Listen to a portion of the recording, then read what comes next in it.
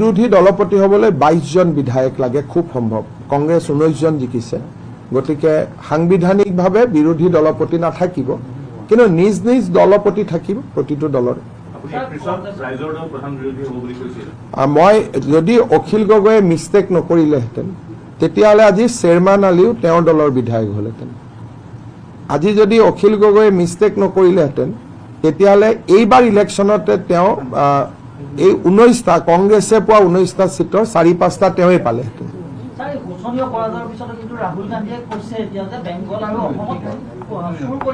কেৰালাখনত কেনেকৈ জিকিলে একেলগে 3খন ৰাজ্যৰ ইলেকশ্যন হ'ল কেৰালাত কংগ্ৰেছ জিকিলে কাৰণে সেইখন ভাল আৰু পশ্চিমবংগল আৰু বেংগল আৰু অসমত বিজেপি জিকিলে কাৰণে সেই দুখন বেয়া ৰাহুল গান্ধী অলপমান মেণ্টেল ট্ৰিটমেণ্টৰ প্ৰয়োজন আছে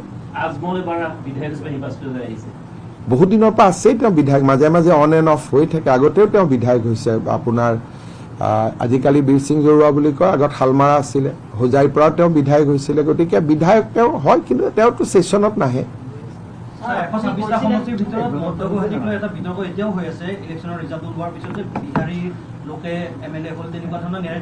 বিহাৰী লোক মানে কোন বিজয় গুপ্তাটো মই জেগাত না অসমীয়া মানুহ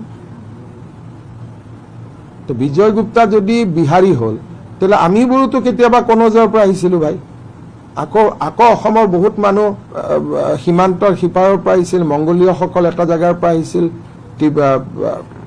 আমাৰ আৰ্যসকল এটা জেগাৰ পৰা আহিছিল তেনেকেতো মানুহ আহে তেতিয়া জ্যোতিপ্ৰসাদ আগৰৱালাও আপোনালোকে মাৰোৱাৰী বুলিয়ে ক'ব লাগিব এইবিলাকতো আপোনালোকে ক্ৰিয়েট কৰা বস্তু না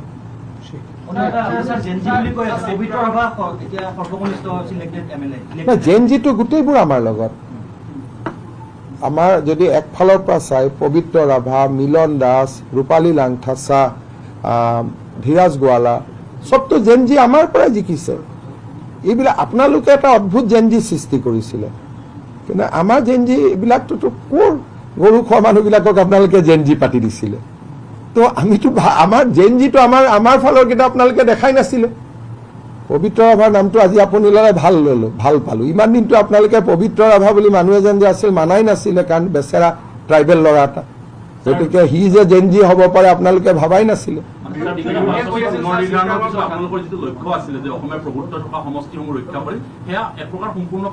জাষ্টিছ বিপ্লৱ শৰ্মা কমিটি আখৰে আখৰে পালন হৈছে জাষ্টিছ বিপ্লৱ শৰ্মাৰ কমিটিত ক্লজ 6 কমিটিয়ে যিটো বিচাৰিছিল সি আজি বিজেপি জিকিছে বেলেগ কথা কিন্তু অসমীয়া জনজাতীয় লোকসকল জিকিছে যিটো আশা কৰা হৈছিল অসম চুক্তিৰ 6 নম্বৰ দফাৰ পৰা তাক আজি মানুহে সন্মুখত আখৰে আখৰে দেখা পাইছে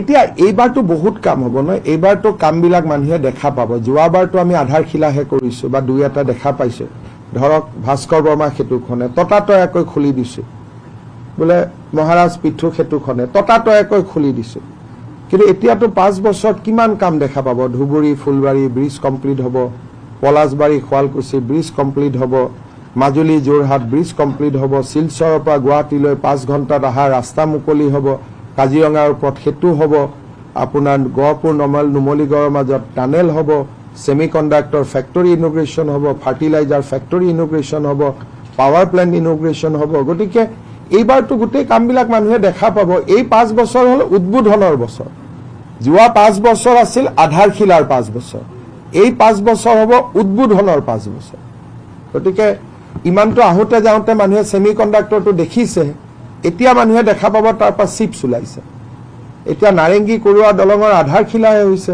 অহা 5 বছৰত মানুহৰ গাড়ী চলিব গতিকে যোৱা প্ৰথম 5 বছৰ আছিল প্ৰস্তুতিৰ 5 বছৰ দ্বিতীয় 5 বছৰ আছিল আধাৰশিলাৰ 5 বছৰ এই 5 বছৰ হ'ব উদ্বোধনৰ 5 বছৰ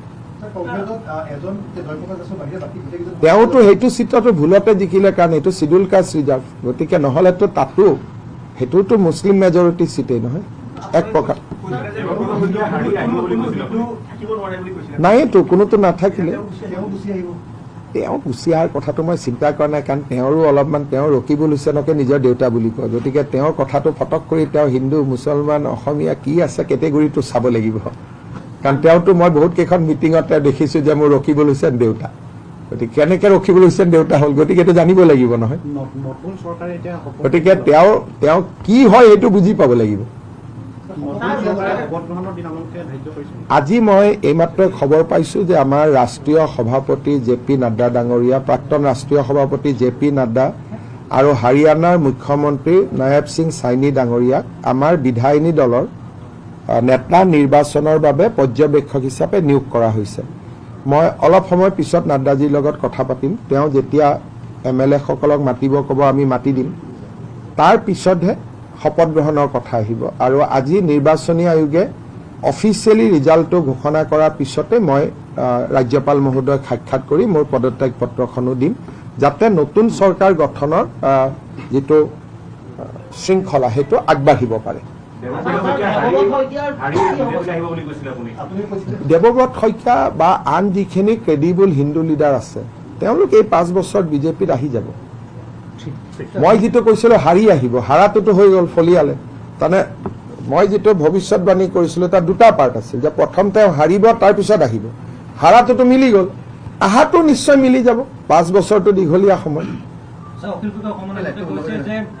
কংগ্ৰেছৰ কাৰণে মুছলমান বিধায়কসকল ইলেক্টেড হৈ আছে, সেইটো ডাঙৰ প্ৰত্যাহ্বান হ'ব কংগ্ৰেছৰ কাৰণে। তেওঁ আগতীয়াই বোলে কংগ্ৰেছক কৈছিলে, এনেকে ধৰণে প্ৰতিক্ৰিয়া দিছে। কি কৈছিলে তেওঁ? তেওঁ মোকতো কোৱা নাই, মোৰ লগতো কথাই পাতি থাকে দেখোন। তেওঁ আপোনালোকক কোৱা কথা বেলেগ, মোৰ লগত কোৱা কথা বেলেগ। বৰ্তমান তেওঁ নিজৰ নিৰাপত্তাত ব্যস্ত আছে। এতিয়াতো তেওঁ পুলিচক ফোন কৰি আছে এস্কৰ্ট গাড়ীখন থাকিব লাগে বুলি। বৰ্তমান তেওঁ সেইটো চিন্তাত আছে। অখিল গগৈ বৰ বেলেগ ধৰণৰ মানুহ।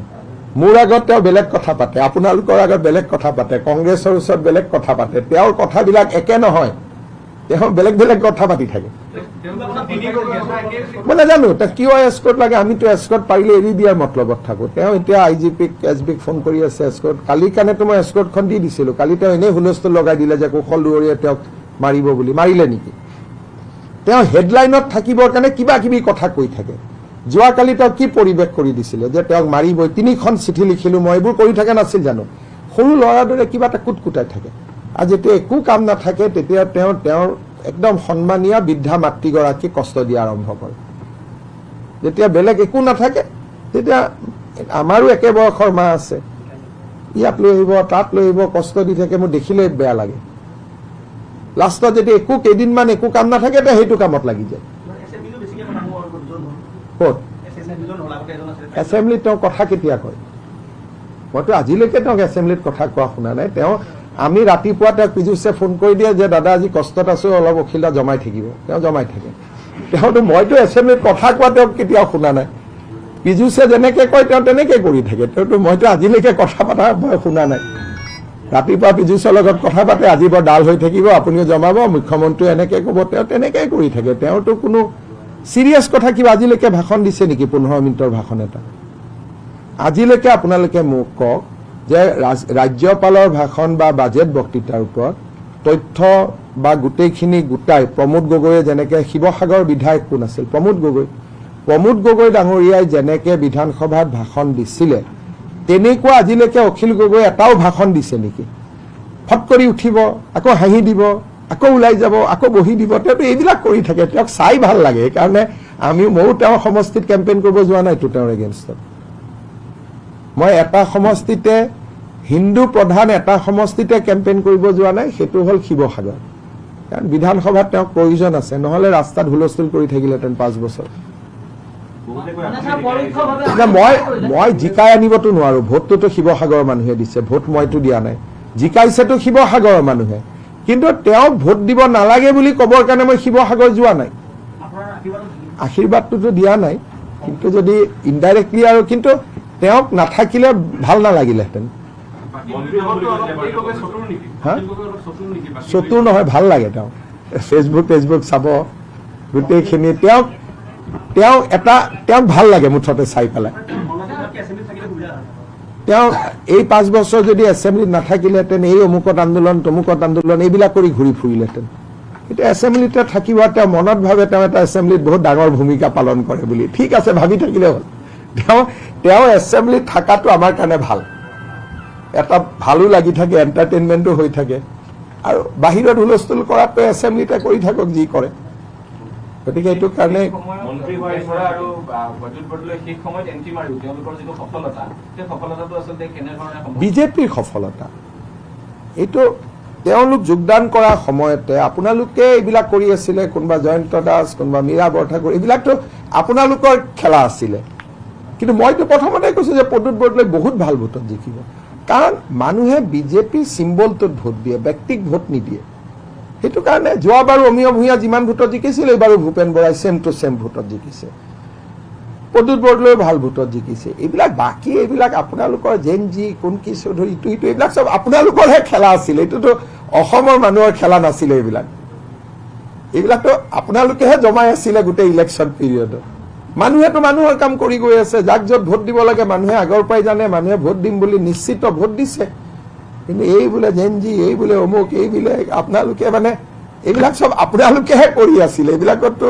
আমি পলিটিক্সৰ মানুহবিলাকেতো এইবিলাকত ইণ্টাৰেষ্ট লৈ থকা নাই কাৰণ পলিটিক্সত থকা মানুহে জানেই যে এইখন বিজেপিৰ গাঁও বিজেপিক ভোট দিব এইজন বিজেপিৰ ব্যক্তি বিজেপিক ভোট দিব এইজন কংগ্ৰেছৰ ব্যক্তি কংগ্ৰেছক ভোট দিব এইজনে কংগ্ৰেছক ভাল পায় কংগ্ৰেছক ভোট দিব এওঁ চিপিএমক ভোট পায় চিপিএমক দিব এইটোতো মোটামুটি সকলোৱে জানে আৰু এইবোৰ নিজেতো প্ৰভাৱিত নকৰে খালি কি ৰাতি ইনষ্টাগ্ৰামটো চাই ভাল লাগে ফেচবুক চাই ভাল লাগে কেৰাক কৰি ওলালে এটা এইটো পাৰ হৈ গ'ল ইটো ওলালে ৰাতি মানুহৰ টোপনিবিলাক কমি গৈছে আজিকালি ইনষ্টাগ্ৰাম চাই থাকোঁতে সময় পাৰ হৈ যায় আপুনি কৈছিলে এটা কথা যে জুবিনৰ আত্মাই কংগ্ৰেছক সাও দিব দিলে নে নাই পলিটিকেল পাৰ্টিৰ মেনিফেষ্টোত কেতিয়াও ভূপেন হাজৰিকা জুবিন গাৰ্গ এইবিলাক উল্লেখ কৰিব নালাগে এইটো কংগ্ৰেছক আজি এডভাইচ দিয়া মানুহ নাই কাৰণে এইবিলাক হৈছে আৰু কংগ্ৰেছৰ মানৱেন্দ্ৰ শৰ্মা কমপ্লেক্সতো চাবচোন ডাঙৰ কৰি জুবিন গাৰ্গৰ ফটো এখন থৈ দিছে তাত কাৰ ফটো থব লাগিছিল তৰুণ গগৈৰ ফটো কাৰণ পলিটিক্সত তৰুণ গগৈ আছে কাৰ ফটো থব লাগিছিল হিতেশ্বৰ শইকীয়াৰ ফটো কাৰ ফটো থব লাগিছিল গোপীনাথ বৰদলৈৰ ফটো পলিটিক্সৰ মানুহ তেওঁলোকে জুবিন গাৰ্গৰ ফটোখন তাত থৈ দিছে ডাঙৰ কৰি তাৰমানে গোটেই ইছ্যুটোৱে আছিল যে কংগ্ৰেছৰ ভোট নাই জুবিনৰ ভোট লাগে আমাক তেওঁলোকে কি বুজাইছিল যে আমাৰ ভোটটোত নাই গতিকে জুবিন অনুৰাগীসকলে আমাক ভোট দিয়ক হয়নে নহয় তেওঁলোকে ইলেকশ্যনৰ আগতেই স্বীকাৰ কৰি ল'লে যে কংগ্ৰেছৰ ভোটটোত নাই আমাৰ ভোট নাই আমি হাৰিম গতিকে জুবিন অনুৰাগীৰ ভোটখিনি আমাক দিয়ক এতিয়া জুবিন অনুৰাগীতো ময়ো পঢ়ো বিজেপিৰ মানুহবিলাকতো জুবিন অনুৰাগী মেক্সিমাম জুবিন অনুৰাগী কোন বিজেপিত থকা মানুহবিলাকে কাৰণ কংগ্ৰেছত থকা মানুহবিলাকেতো মায়াবিনী আৰু দয়াবিনীৰ মাজততো পাৰ্থক্যও নাজানে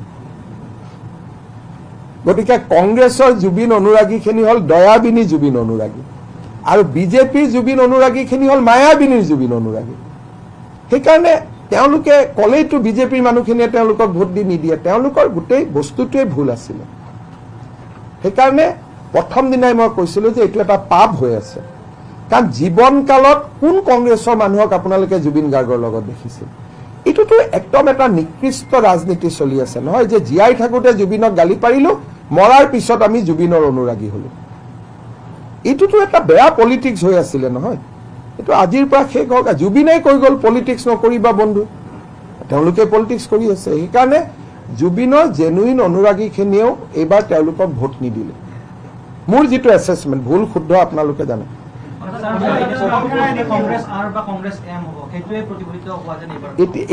এইটো কংগ্ৰেছটো কংগ্ৰেছ ৰখিবলৈ হৈ আছে কাৰণ গোটেইকেইজন MLA টো সেইটো লাইনতে আছে এইটো কংগ্ৰেছ পিছৰ কি হয় বেলেগ কথা মই ভাবো যে যোৰহাটত গৌৰৱ গগৈৰ পৰাজয়ৰ এটা মূল কাৰণ সেই সাংবাদিক মেলখন নহলে ইমান ভোটত তেওঁ নাহাৰিলে মানে নিজৰ বুথতো হাৰিছে আৰু সাধাৰণতে কোনোবা বাহিৰৰ পৰা মানুহ আহি অসমীয়া জীয়াৰী বোৱাৰীৰ ওপৰত কথা ক'লে মানুহে ভাল নাপায় আৰু ময়ো যদি বেংগলত গৈ মমতা বেনাৰ্জীৰ ওপৰত পাৰ্চনেল এটেক কৰিলেহেঁতেন মোকো ভাল নাপালেহেঁতেন কংগ্ৰেছত বৰ্তমান ৰাজনীতি কৰা বা অসমক বুজি পোৱা মানুহৰ সংখ্যা কম আজি আপোনালোকে চাওকচোন প্ৰিয়ংকা গান্ধী অহাৰ দিনাখন যদি প্ৰিয়ংকা গান্ধীয়ে প্ৰথম ভূপেন হাজৰিকাৰ সমাধিত গ'লহেঁতেন দ্বিতীয় শ্বহীদ বাকৰিত গ'লহেঁতেন তৃতীয় জুবিনৰ সমাধিত গ'লহেঁতেন তেওঁৰ পজিশ্যনটো কিমান ভাল হ'লহেঁতেন যেতিয়া অকল জুবিনৰ সমাধিত গ'ল এয়াৰপৰ্টলৈকে ৰাস্তা দি যাওঁতে শ্বহীদ বাকৰি আৰু ভূপেন হাজৰিকাৰ সমাধিটো ক্ৰছ কৰি গ'ল নোসোমালে লগে লগে প্ৰমাণ হৈ গ'ল যে এইটো ৰাজনীতি কৰাৰ কাৰণে তাত গৈছে এতিয়া মই যদি কংগ্ৰেছত থাকিলোহেঁতেন মই কি ক'লোহেঁতেন যে প্ৰিয়ংকাজী প্ৰথম জুবিনৰ তাত যাম, শ্বহীদ বাকৰিত যাম, ভূপেন হাজৰিকাৰ তাত যাম। কংগ্ৰেছত ৰাজনীতি জনা মানুহৰ সংখ্যা নাই কাৰণে এই সৰু সৰু কামবোৰ কৰে আৰু বুজাই লৈ নাযায়। ৰৈ ৰৈ বিনালে, ৰৈ ৰৈ কেতেকী, জুবিন গাৰ্গ, জুবিন মাৰ্গ, এইবিলাক যে কৰি থাকিলে এইবিলাকত মানুহে বেয়া পালে। একদম চিম্পল আছিল, প্ৰিয়ংকা গান্ধীক জুবিন গাৰ্গৰ তাত লৈ যাওক, যাব লাগে জুবিনৰ সমাধিত, কোনো বেয়া কথা নহয়। আহোঁতে শ্বহীদ বাকৰিটো এবাৰ সোমাব লাগিছিল। আৰু ভূপেন হাজৰিকা, জুবিন গাৰ্গ দুইজনেই আমাৰ হিয়াৰ আমঠু। জুবিনৰ সমাধিত যদি গৈছে ভূপেন হাজৰিকাৰ সমাধিটো সোমাই যাব লাগিছিল। বোলে মই আগত এবাৰ গৈছো তেতিয়া বেলেগ কথা, প্ৰিয়ংকা গান্ধীয়ে কেতিয়াও ভূপেন হাজৰিকাৰ সমাধিত অহা নাই। তেতিয়া বস্তুটো তেওঁলোকৰ কাৰণে ভাল হ'লহেঁতেন। অন্ততঃ মই ভাবিছিলো যে, নাম নকওঁ আৰু, যে আপোনালোকৰ ভিতৰে দুই এজন যি তেওঁলোকক সমৰ্থন কৰি আছে তেওঁলোকেও এই ভাল উপদেশখিনি দিব পাৰিলেহেঁতেন। মানে তেওঁলোকেও কিবা কাৰণত মিছ কৰিছে, উপদেষ্টাবিলাকো মিছ কৰিছে। যিসকলে উপদেশ ডেইলি ফোনত দি আছিলে তেওঁলোকেও ক'ৰবাত মিছ কৰিছে। মই ভাবা চিম্পল কথা, ৰাস্তাটো একেটাই আছিলে নহয়। সোণাপুৰত গ'ল, শ্বহীদ বাকৰিত গ'ল, এয়াৰপৰ্টত যাওঁতে ভূপেন হাজৰিকা দি ওলাই গ'ল। কিমান ধুনীয়া হেডলাইন হ'লহেঁতেন আপোনালোকেও চিন্তা কৰকচোন। তেতিয়া মই যদি ক'লোহেঁতেন জুবিনৰ সমাধিত গৈ এওঁলোকে ৰাজনীতি কৰিছে, তেতিয়া আপোনালোকে মোক ক'লেহেঁতেন ক'ত জুবিনৰ সমাধিত গৈছে, তেওঁতো ভূপেন হাজৰিকাৰ তাতো গৈছে, আপুনি কিয় কৈছে ৰাজনীতি কৰা বুলি।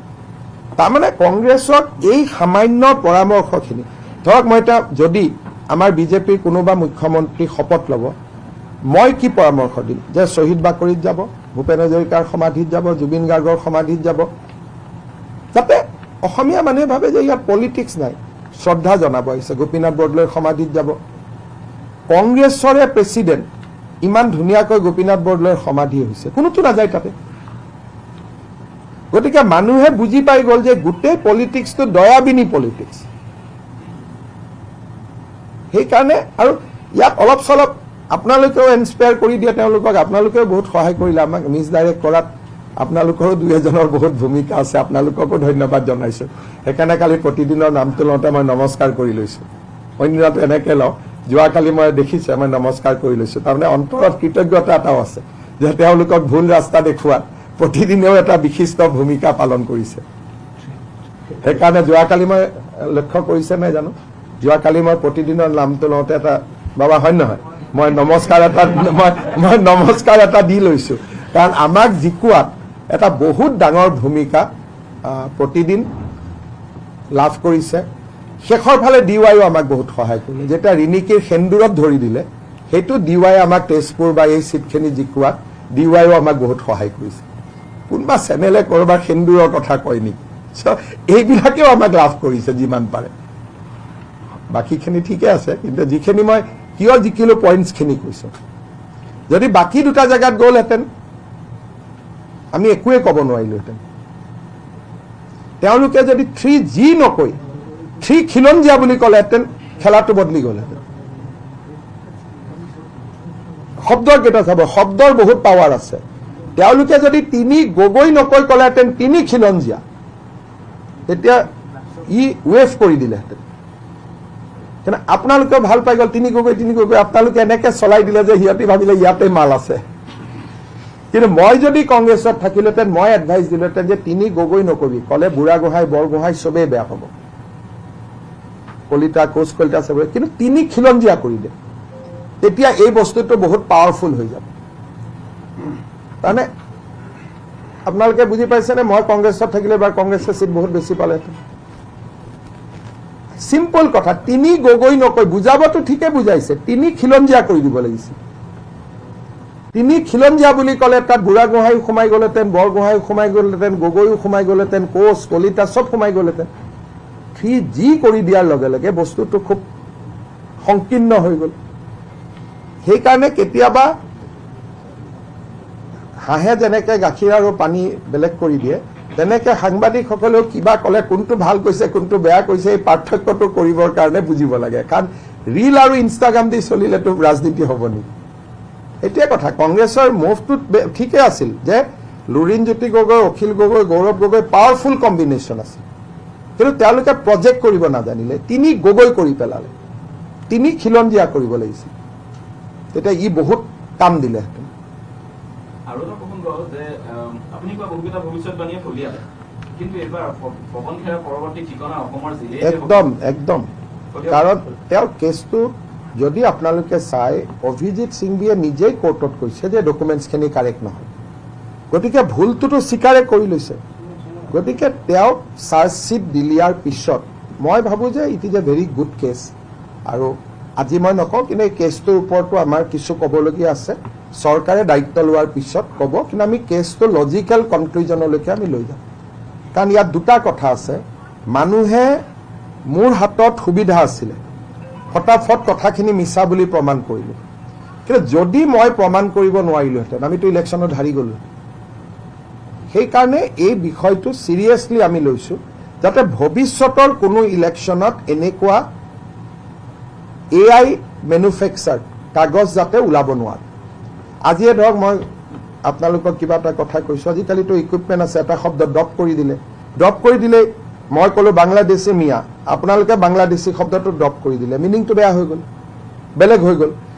এই বস্তুবিলাক যাতে নহয় তাৰ কাৰণে আমি এতিয়া হাইকোৰ্টত মোৰ ওপৰত হীৰেণ গোহাঁই ডাঙৰীয়া এটা কেছ দিছে যে মিয়া বুলি কোৱাটো ভুল, কিন্তু অসমত মিয়া শব্দটো প্ৰথম হীৰেণ গোহাঁই আৰম্ভ কৰিছে আৰু লিখিতভাৱে তেওঁৰ কিতাপত প্ৰথম বাংলাদেশী মুছলমান মানে মিয়া এই ডেফিনেশ্যনটো বেলেগে দিয়া নহয়, এই ডেফিনেশ্যনটো হীৰেণ গোহাঁই দিয়া। মোৰ লগত কিতাপ আছে, তেওঁ লিখা কিতাপ, অথবা তেওঁৱে কেছ দিছে যে বাংলা মিয়া বুলি কিয় কয়। এতিয়াতো কোৰ্টত মই দি মানুহে নাহাঁহিব জানো জাজকেইজনে তেওঁ এই প্ৰথম ডেফিনেশ্যনটো ধ্ৰুৱ মহন্তৰ তাত আছে, আপোনালোকে লৈ যাব, যে সকলো বাংলাদেশী মুছলমানে মিয়া এই ডেফিনেশ্যনটো দিয়া প্ৰথম মানুহজন হ'ল হীৰেণ গোহাঁই। আৰু ধ্ৰুৱ মহন্তৰ হাতত গোটেই পেপাৰ্ছখিনি আছে, আপোনালোকে লৈ ল'ব।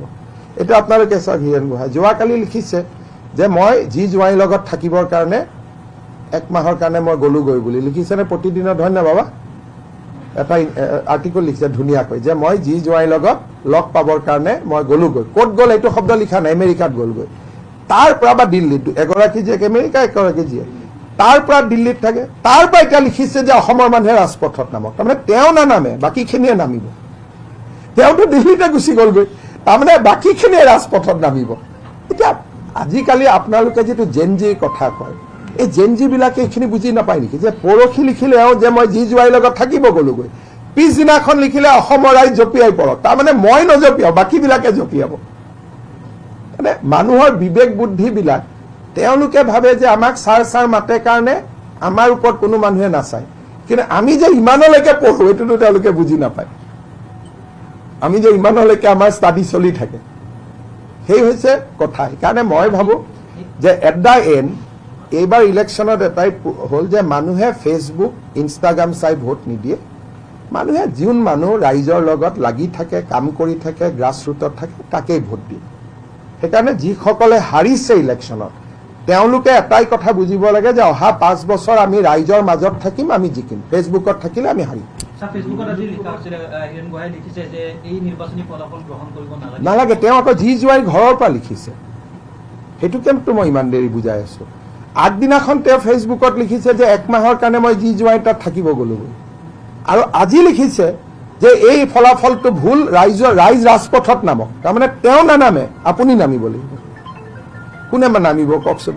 ছাৰ আগত থাকিলেহে বাকীবিলাকে নামিব, ছাৰ 1 মাহ পিছত আহিব, গতিকে আন্দোলনটো 1 মাহ পিছত হ'ব। আৰু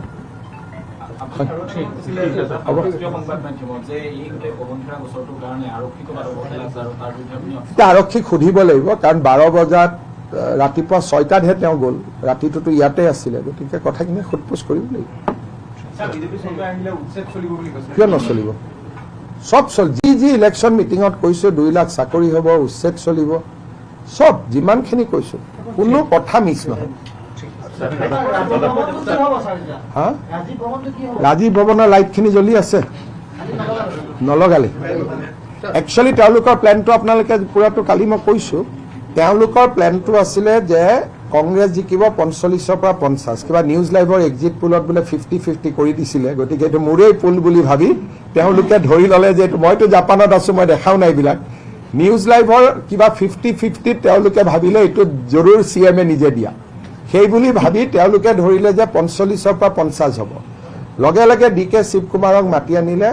কালি কৰ্ণাটকত ৰেজৰ্ট এটা বুক কৰিলে। কালি গধূলি চাৰ্টাৰ্ড ফ্লাইটত MLA খিনিক লৈ যোৱা কথা আছিলে। MLA খিনিক তাত ৰাখি তেওঁলোকে হাগ্ৰামা মহিলাৰীক পৰামৰ্শ দিব যে তোমাৰ পৰিবাৰক আমি ডেপুটি CM দিম আৰু অতুল বৰাকো ক'ব ডেপুটি CM দিম। তেতিয়া 45 আৰু 20 লগ লাগি মেজৰিটি হৈ গ'ল। সেইখন চৰকাৰ তেওঁলোকে বনোৱাৰ প্লেনিং কৰি আছিলে আৰু একো নহ'লে হাগ্ৰামাক মুখ্যমন্ত্ৰী অফাৰ দি দিম, সেইটোও তেওঁলোকে ভাবি থৈছিল। এইটো আছিল তেওঁলোকৰ প্লেনিং। আৰু ভিতৰত থকা মানুহ যিকোনো এজনক আপোনালোকে সুধি ল'ব, আপোনালোকক কৈ দিব। যোৱাকালি তেওঁলোকে চাৰ্টাৰ্ড ফ্লাইটত গোটেই কোনোবাই ক'লে যে AGP BPFকটো আমি আনিম, কিন্তু আমাৰ কংগ্ৰেছৰ পৰাইতো 10 জন লৈ যাব চিফ মিনিষ্টাৰে। সেইকাৰণে এইটো সিদ্ধান্ত হ'ল যে গোটেইবিলাকক আমি চাৰ্টাৰ্ডত কৰ্ণাটকত লৈ যাম।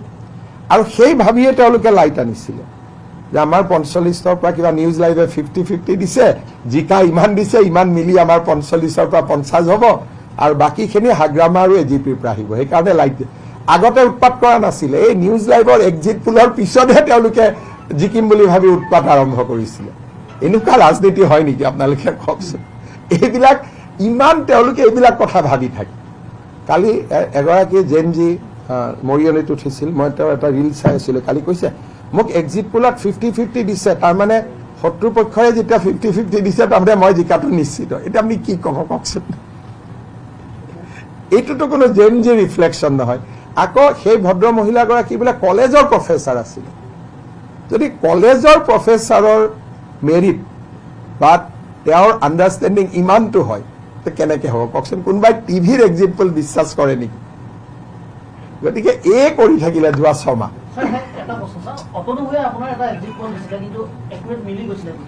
অতনু ভূঞাৰ এক্সিট পোলটো বা মই লিখাটো আৰু অতনু ভূঞাৰ এইটো এটা ৰুচি আছে। অতনু ভূঞাই বহুত ফোন কৰে ইলেকশ্যনৰ ৰিজাল্ট দিয়াৰ পিছত, ফোন কৰিয়ে থাকে, কি হ'ব কোৱাচোন, কি হ'ব কোৱাচোন। এইটো এটা অতনু ভূঞা এইটোত অলপ এক্সপাৰ্ট। তেওঁ মানে কিজানি ইলেকশ্যন হোৱাৰ পিছত যোৱাকালিলৈকে মোৰ লগতে 150 বাৰ ফোন কৰিছে, এইটো চিটত কি হ'ব কোৱাচোন, কোৱা, তোমাৰ কি ফিল। তেনেকে মোক যদি 150 বাৰ কৰিছে আৰুতো চবকে কৰিছে। গতিকে কৰি লাষ্টত যিটো অতনু ভূঞাই সংখ্যা আনে মোটামুটি মিলি থাকে। খালি এবাৰ কংগ্ৰেছক ছাপোৰ্ট কৰিছিল, তেতিয়া মিলা নাছিলে, বাকীখিনিত মিলি থাকিছিলে। কাৰণ সেইবাৰ ময়ো কথা পতা নাছিলোঁ আৰু বেলেগ আমাৰ মানুহেও কথা পতা নাছিলে, একপক্ষীয় পাতি আছিলে। গতিকে এবাৰ বাদ দি মই 2006 চনৰ পৰা দেখি আছোঁ, একতটো নাছিলে। 6 চনৰ পৰা অতনু ভূঞাৰ প্ৰায়বোৰ মিলিছে। 11 চনত নে 16ত এবাৰ মিলা নাই, বাকীটো মিলি আছে। হ'ব, ধন্যবাদ। ইলেকশ্যন কমিশ্যনৰ নটিফিকেশ্যনখন ওলাল। যেতিয়ালৈকে তেওঁলোকে নটিফিকেশ্যন নিদিয়ে তেতিয়ালৈকে মই কাগজখন দিব নোৱাৰোঁ, টেকনিকেল।